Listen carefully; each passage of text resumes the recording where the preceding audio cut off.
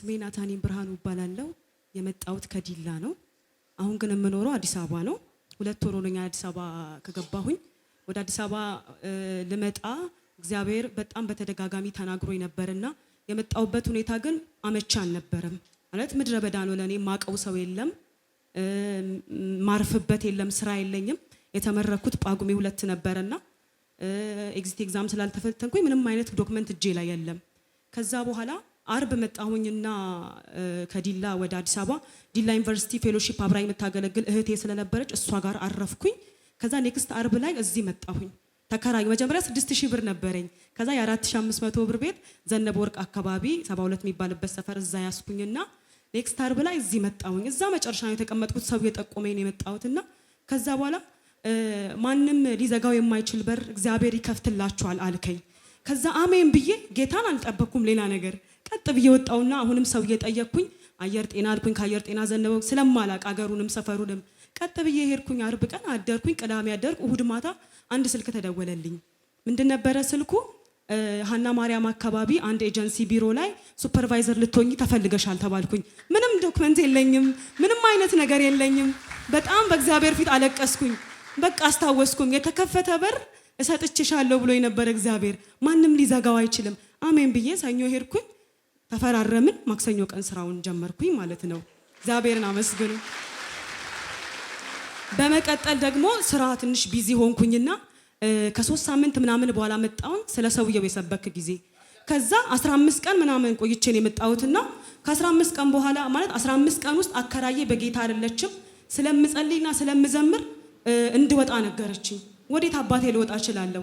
ደሞዜ 14000 ብር ነው የተቀጠርኩበት። ከዛ 14000 ብሩ አልተከፈለኝም።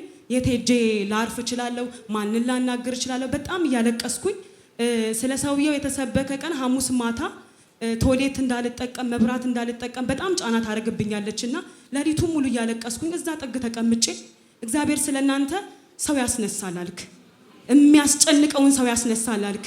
ከዛ ስልኬን ዘግቼ ነው የመጣሁት።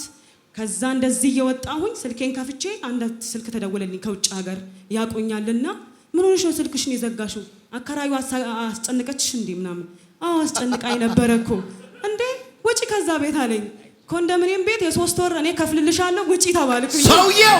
አዎ ሰውየው።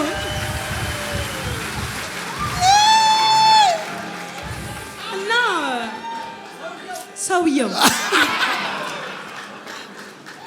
እና የዛን ቀን ማለት ነው ፕሮግራሙን ጨርሼ ነው የሄድኩት። እናቴ ታማሚ ናትና ስትሮክ ታማ ቤት ናት ያለችው። በቅርብ ነው መመላለስ ስራ መግባትም የጀመረችው። ይሄን አንድ ሳይዷን እያበጠ ያስቸግራታል። በዚሁ አጋጣሚ ለታመሙ ሰዎች እጸልያለሁ፣ እጃችሁን ጫኑ አልክ። እሷን ወክዬ እጅ ጭኜ አሜን አልኩኝ። ከዛ በኋላ ስራ መግባት አትችልም፣ መመላለስ አትችልም። አባታችን በህይወት የለምና እሷ ናት የምታሳድገን። ከዛ በኋላ እኔ እዚህ ብመጣም ታናናሾቼ 2 አሉ። እነሱ የምታሳድግ እሷ ስለሆነች የግድ መንቀሳቀስ አለባት። አሜን ብዬ ተቀበልኩኝ። ኔክስት ዴይ ላይ ሰኞ ተንቀሳቅሳ ስራ መግባት ቻለች። ያበጠው ነገርም ለቀቃት። እስቲ ክብር ለእግዚአብሔር ስጡልኝ። አሜን። ምናልባት ለምትሰሙ ሰዎች ቀላል ሊሆን ይችላል። እግዚአብሔር ግን ለኛ ቤት ያደረገው ነገር ቀላል አይደለም። ከዚህ በላይ ለእግዚአብሔር እልል ማለት ከቻላችሁ እግዚአብሔር የኛን ቤት እንባ ነው ያበሰው። የኛን ቤት ምድረ በዳ ነው ያለመለመው። አሁንም ጭብጨባችሁን እልልታችሁን እስቲ ለእግዚአብሔር። ኢየሱስ ነው። እንደገና 2 ወር ነው ብያችኋለሁ አዲስ አበባ ከገባሁኝ። ከዛ በኋላ ባለፈው ሳምንት መጥቼ ነበረ። ጠላት በተቃራኒ ያወጀባችሁን አዋጅ እግዚአብሔር በተቃራኒ ያደርገዋል አልክ እግዚአብሔር ሰው። ከዛ በኋላ ባለፈው አርብ ቀን እዚህ መጣሁኝ።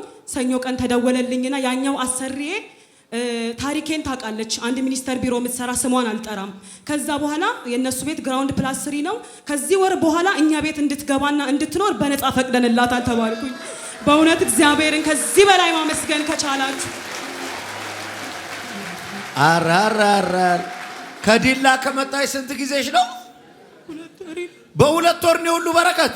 አዎ አርብ እየመጣሽ አፈፍ ነው። አዎ በመጣው ቁጥር ማልባረክበት ጊዜ የለም። በቃ አካናስ ህይወቴ ላይ የሆነ ነገር ይዘራል። ሃሌሉያ አሜን። ፕሮፌት ከፈቀድክልኝ አንድ ዝማሬ ልዘምር። ወዬ ሃሌሉያ እንዴት ብዬ ልለፈው እንደ ቀላል ነገር እኔ እኮ ነኝ የማውቀው ያረክልኝን ታምር እንዴት ብዬ ልለፈው እንደ ቀላል ነገር እኔ እኮ ነኝ የማውቀው ያረክልኝን ታምር ድንገት ደርሰ በሕይወቴ ቤቴን ስታሳምረው ድንቅ በሆነ አሰራር ጠላቴን ግራ አጋባኸው ጠላቴን ግራ እስቲ በጭብጨባችሁ ጠላቴን ግራ አጋባ ከሳሼን ግራ አጋባኸው ከሳሼን ግራ አጋ ከመልካምነት ከፍቅር በቀር ስለ ኢየሱስ ማዳጋባ ሻባራ ዲጋላ ባጋ ዲጋራላቦ እኔ ምንል እምባዬን ሃሌሉያ አጨብጭቡ እስቲ። ጌታ ይባርክሽ። ተባረክልኝ። በኋላ ቅዱስን አናግሪውና ታገለግያለሽ። ወድሻለሁ። እኔ እዚሁ አዲስ አበባ ነኝ። ነብይ እኔ በጣም ብዙ ነገር በሱ ተገልግያለሁ። ብዙ ነገር አግኝቻለሁ። እንደውም ተጠራቅሞብኛል። ግን ጥቂቷን አሁን ልናገር ብዬ ነው። በጣም ምሳሳለት እውነት ከነ ቤተሰቦቹ በጣም አገልጋዮቹን ራሱ እዚህ ያሉት እግዚአብሔር ይባርካችሁ። የእግዚአብሔር ክብር የአፋቸው ቃል የሚሰራ በጣም አንተ ውጪ ሆነ የአፋቸው ቃል በቃ የአፋቸው ቃል አንተ ከዛ በፊት ተናግረኝ ነበር እንጀራ ብለ ማለት ነው። እኔ ደግሞ በጣም በመስሪያ ቤት ያኔ እንጀራ ብለ እዚህ ከእህቴ ጋር ነበርኩኝ ስትናገረኝ በጣም ኃይለኛ ሰልፍ ላይ ነበርኩ ከኃላፊዬ ጋር ተጣልቼ ማለት ነው።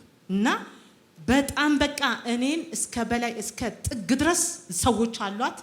ፌኒዛ ነው የምትሰራው እስከ ክፍለ ከተማ ምናምን የሚባል አለ እና እስከ በላይ ድረስ ነው ሰዎች ይዛ ነበር። እና አንተ ደግሞ ከዚህ በፊት ያልከው አለ አንድ መስሪያ ቤት ሄደ የሆነ አልሳካ ያለህ ነገርን የተናገርከው እሱ ደግሞ ለኔ ውስጤ በጣም እንትን ይለኝ ነበር የነቀልኩት ሰውዬ ከዛ ደግሞ እንደገና አንድ ቃል ተናገር አለ። ቃል መንቀል ነው እንጂ ያልክ አረ ሃሌሉያ ኢየሱስ ጌታ ነው። ሃሌሉያ እውነቴን ነው የምላችሁ። እግዚአብሔር ትልቅ ነው። እግዚአብሔር በኃይል ትልቅ ነው። ለ25 ዓመት እዛ የተቀመጠች ሌብነት ነው። እኔ ደግሞ እውነትን ነው የምኖረው። እውነትን ስኖር እዛ መስሪያ ቤት ውስጥ እኔ ብቻ መታገል ጀመርኩ። እዛ መስሪያ ቤት ውስጥ ማለት ነው እውነትን መግለጥ ጀመርኩ። ስገልጥ ብቻዬን እኔን ሙሉ ለሙሉ ጠመዱኝና እስከ ኃላፊዎች ድረስ ማለት ነው። ከዛ ተመለሽ ቢሉኝ እኔ አልመለስም አልኩኝ። ደብዳቤ እስከሚጻፍብኝ ደረሰ። ሲጻፍ እኔ እዚህ እመጣለሁ፣ ቃሌን እቀበላለሁ፣ እሄዳለሁ። ከምንም አልቆጥራቸው ከምንም በቃ ያንን ቃል ነው የምጠብቀኝ ነበረው። ያን እዚህ ሲናገረኝ የነበረው እንጀራ ያለኝን ወገኖቼ ሲጸልዩ የአፋቸው ቃል እቀበለው ነበረ። በመስሪያ ቤታችሁ ምናምን እያለ በጣም ይጸልይ ነበር። እኔ ቃል ይዤ እመጣለሁ። ቃሌን ተቀብዬ ብቻ መሄድ ነው። አንድ አልፈራኋቸውም። ያን ደብዳቤ እኔ ደግሞ ሄጄ እንደገና አጽፌ ምን ብዬ ሄጄ ዋኖቹ ጋራ ሄጄ ይሄ እንዴት እንደዚህ ይሆናል ብዬ ስጽፍ እንደገና ያን ደብዳቤ ለነሱ ለራሷና ለነዛ ለፋይናንስ ክፍሉ ሰጠኋቸው። እኔ እንደውም ኃላፊ ሆኜ ማለት ነው። ከዛ ሰጠኋቸው ያን ደብዳቤ ማለት ነው። ከዛን ተቀበሉ። እኔን ሌላ ቦታ መድበውኝ ማለት ነው። አልመደብም እኔ እዚቹ ነው የምሆነው። እዚቹ እውነት ይወጣል አልወጣም አልኳቸው። ለስንት ዓመት ህዝብ ጉድ ክፍለ ከተማ አገር ጉድ እስከሚል ድረስ 20 ምናምን ዓመት የኖረች እኔ ተመልሼ እሷ ተነቅላ ወጣች። ኢየሱስ ክርስቶስ ጌታ ነው። አሜን። ይሄ ቀላል ሊመስል ይችላል። ክፉ ሰዎች ደግሞ በጣም ከባዶች ናቸው። እዛው ተቀምጠው ከዛ እሱ የሱን ቃል ነበረን ያፈፍ ማረገው። እኔ ቃል ሲያወጣ የሱን አፈፍ ነው ማረገው። እንደውም እህቴን ዛሬ ራሱ ይዣት መጥቻለሁ። ሄኖክ በጣም ነው እሱን እንትን የምትዩ ምናምን እኔ እኮ ነብይ ብዙ እንትን አልልም ምናምን ስል ኖ እሱ እንደሌሎቹ አይደለም። እኔ እንደውም ነብይ አልወድም፣ ይቅርታ አድርጉልኝ። እሱን ግን እቀበለዋለሁ። ሃሌሉያ! እሱ ትክክለኛ ነብይ ነው። እኔ ከልጅነቴ ጀምሮ በጌታ ነኝ።